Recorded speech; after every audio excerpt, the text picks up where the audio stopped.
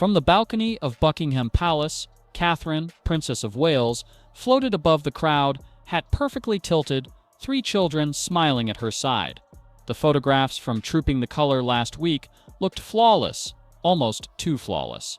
Yet insiders now admit those radiant images mask a year of private agony. What surgeons expected to be routine abdominal work in January 2024 became an emergency fight for her life when they uncovered the C word. Within hours, a chemo port was stitched into her chest, and staff were told she was fortunate to survive. Friends whisper she has been to hell and back, a raw confession buried by palace spin, but impossible to unhear once you know it. So how close did Britain come to losing its future queen, and what else is still hidden behind those gilded gates? Tonight we peel back the silence, tracing every sudden cancellation, every doctored photo, and every carefully managed smile to uncover a story far darker than any royal press release will ever print. The first warnings slipped by almost unnoticed. Through autumn 2023, Catherine's schedule grew strangely patchy. An embassy reception quietly removed from the court circular, a children's hospital visit handed to another royal without explanation. Courtiers chalked it up to family priorities, yet staff who saw her daily whispered about sharp stomach pains and rapid weight loss that even tailoring couldn't hide. By early January 2024, the strain was obvious behind palace doors. Insiders recall at least 2 mornings of cancellations where aides were told she simply can't get out of bed today. William began ducking out of engagements, ferrying school runs alone, while doctors ran silent tests at Windsor. The atmosphere turned tense. Senior officials were ordered to treat every absence as strictly private. Then, on the 17th of January 2024, Kensington Palace tried to steady the ship with the blandest of bulletins. The princess had undergone a planned abdominal surgery and would rest until after Easter. No mention of emergency scans, no hint of the fear gripping her medical team, just a brisk line about a 2-week hospital stay. Outside, commentators reassured the public it was nothing sinister, but inside the London clinic surgeons were already flagging irregular tissue and preparing for pathology. Friends who visited later said Catherine looked ghost-white and hollow-eyed, a world away from the glossy portraits the palace kept posting online. In the days that followed, the royal press office issued upbeat notes about steady progress, while their phones buzzed with reporters asking why a future queen had disappeared. The truth, that this routine surgery had opened a far darker chapter, remained sealed in confidential memos marked highly sensitive. But once surgeons looked inside, they found something far worse. The official line sounded routine: planned abdominal surgery. Kensington Palace announced at dawn on the 17th of January 2024, adding that the Princess of Wales would rest until after Easter. But inside the London clinic, surgeons had just pivoted from tidy procedure to crisis. When they opened Catherine's abdomen, they found malignant growths no scan had flagged. Within hours, a semi-permanent chemo port was stitched into her chest, the kind oncologists call a lifeline, because that's exactly what it is. Consultants later told family she was fortunate even to be speaking of recovery. The shock rippled through palace corridors.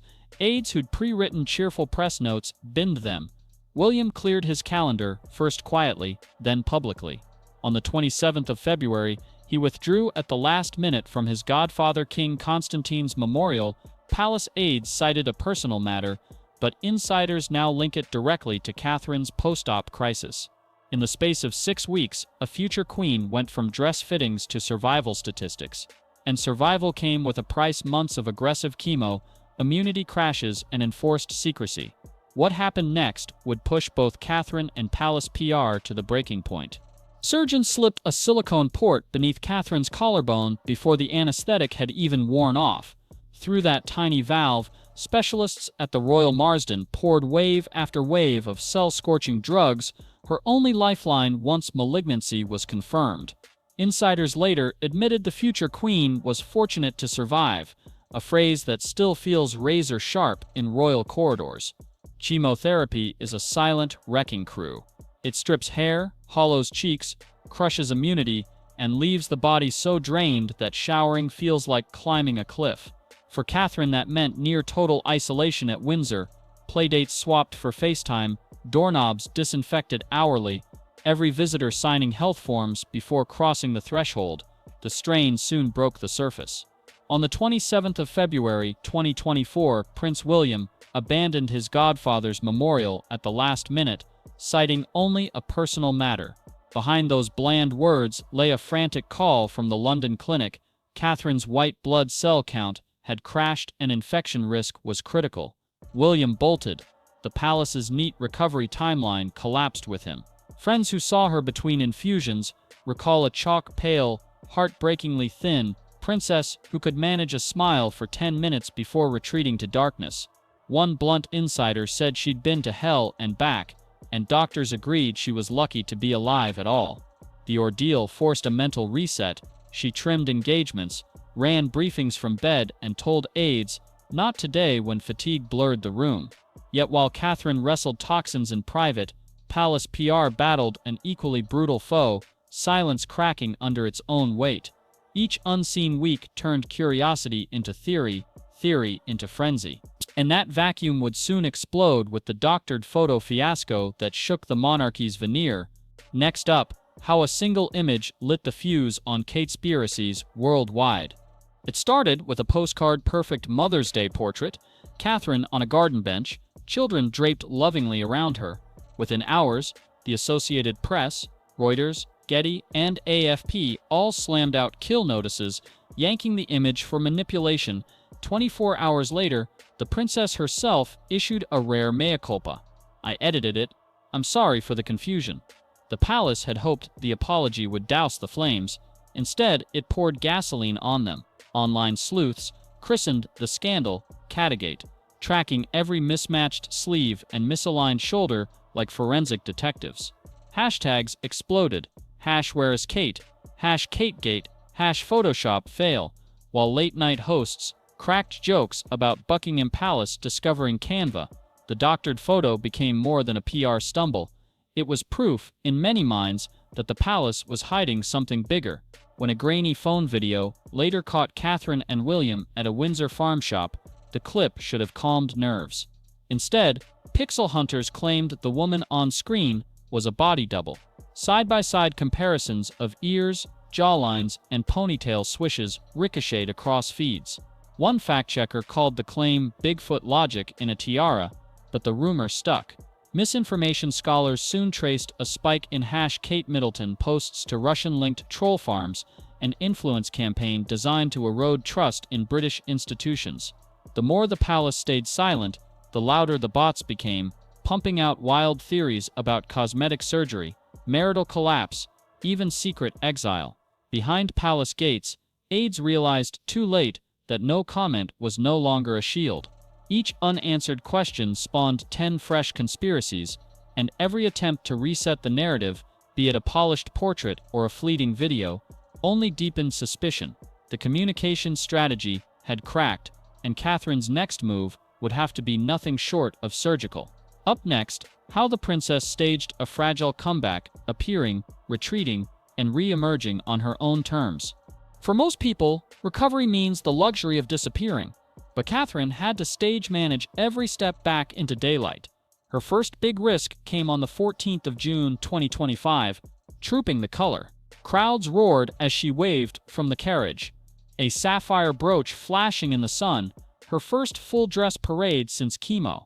The photos screamed back to normal, yet aides say she spent the previous 48 hours conserving energy in a darkened room at Windsor. Just 48 hours later, she glided through Windsor Castle in chalk white for the Order of the Garter service. Commentators praised the seamless return. Insiders whispered she slept between the chapel and the luncheon, spent by the effort of standing upright in the June heat. The pattern had begun a week earlier. On the 10th of June, she made a solo visit to London's new V&A East storehouse, 30 brisk minutes on camera, then straight back to the car. Curators called her questions razor-sharp. Aides called the schedule surgical. But the tightrope finally wobbled at Royal Ascot on the 18th of June. Catherine's name appeared on the carriage list, then vanished 20 minutes later. Palace flacks blamed a miscommunication. Reporters smelled exhaustion. Royal Ascot became the clearest sign yet that every outing carried a price. she sometimes couldn't afford to pay. Behind the scenes, planners now build cushions between engagements, a single gala, then days of radio silence. The strategy is obvious in leaked diaries, hinting she might open Wimbledon on the 30th of June, but only if her blood counts hold, and that the French state banquet in mid-July is penciled, not inked. Crucially, King Charles is said to be the plan's chief protector. After his own cancer ordeal, he gave William and Catherine blanket permission to dial the pace way down, overruling old guard courtiers who still equate stamina with duty. Public smiles have returned, but only on the days she can afford the toll. Next, we'll see how that new calculus is rewriting the royal rulebook itself. The old royal playbook said Catherine always says yes. Not anymore. Insiders now describe a princess who weighs every invitation like it's a medical dosage, asking one hard question first. Will this drain me for days? If the answer is yes, she politely declines, no matter who's on the other end of the phone. Friends say the cancer ordeal rewired her priorities. Surviving what doctors called a near miss gave her a cold, clear focus on three things: health, children, and the causes she feels in her bones. Everything else, even a glittering state banquet, goes in the maybe pile. Royal commentators call it the end of Catherine's people-pleaser era. She no longer agrees to back-to-back galas just to keep the court circular fat. Instead, planners build recovery buffers of 2, sometimes 3, empty days after any major outing. If that means the rota gets fewer photo ops, so be it. The work hasn't stopped, it's just gone private. Early years roundtables now happen over encrypted Zoom. Briefing folders are reviewed from a sunlit study at Windsor, not a marble boardroom. Aides who once joked about her nothing is too much trouble mindset say she'll now push back with a calm, not this quarter, show me the impact first. King Charles is her quiet ally. After wrestling with his own diagnosis, he reportedly told William, dial the pace way down, no one doubts her devotion. Courtiers, who still equate duty with stamina, have been overruled by the monarch himself. Inside palace walls, the shift is seismic, a future queen modeling boundaries in a family famous for none. Outside, even longtime critics admit the transparency feels, ironically, refreshing. So where does this new calculus leave the summer calendar? Wimbledon, a French state visit, and a looming Balmoral break. The choices she makes next could redefine royal duty for good. In theory, Catherine's next public step is simple: glide into center court as royal patron when Wimbledon opens on the 30th of June 2025. In practice, doctors will decide the morning of white blood cell counts above the red line, or she stays home. Royal watchers call her appearance very likely, yet even they add an asterisk, only if she feels strong enough to sit through 5 sets in London heat. 8 days later looms a grander stage. 8. The 10th of July, the French state visit. King Charles will host President Macron at Windsor Castle, complete with a gilded banquet. Catherine's place at the top table is penciled in, not inked. Palace schedulers have drafted 2 seating plans, one with her rose-embroidered place card, one without. Insiders say the princess will judge 48 hours out, weighing chemo after effects against the optics of an empty chair.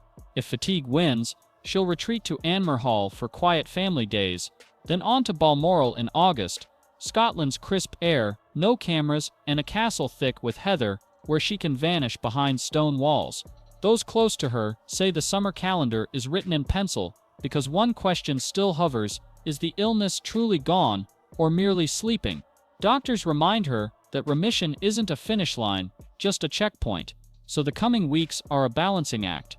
Prestige events that could refill the monarchy's goodwill, weighed against a body still rebuilding cell by fragile cell. Whether she greets champions at Wimbledon, toasts Macron in Windsor, or chooses silence instead, every decision now serves one purpose: survival first, symbolism second. And if a future queen can redraw the rules of royal duty in real time, what else about the crown might change before summer ends? Catherine's balcony-perfect smile, once papered over a saga no coronation anthem could drown out. Under the silks and salutes lurked a truth the palace dared not spell. Britain's future queen spent a year staring at a ceiling light, wondering whether the next IV drip would save her or finish her off. That reality shatters the old fantasy that royals are bulletproof icons. It shows how quickly the gold leaf facade flakes when a single photograph, a single missed event, exposes the fragile human beneath. In choosing recovery over relentless duty, Catherine didn't weaken the crown, she yanked it closer to honesty. Now every public step she takes, whether onto center court or into Windsor's banquet hall, carries a silent message: survival outranks symbolism. And that recalibration echoes far beyond palace gates. If the monarchy can redraw its own rulebook for one woman's health, what other centuries-old habits might crumble next? So here's the question I'll leave with you. Does the public deserve full transparency from those who wear the crown, or is a measure of mystery the price of their survival? Drop your thoughts below, and let's see where this new chapter of royal truth-telling leads.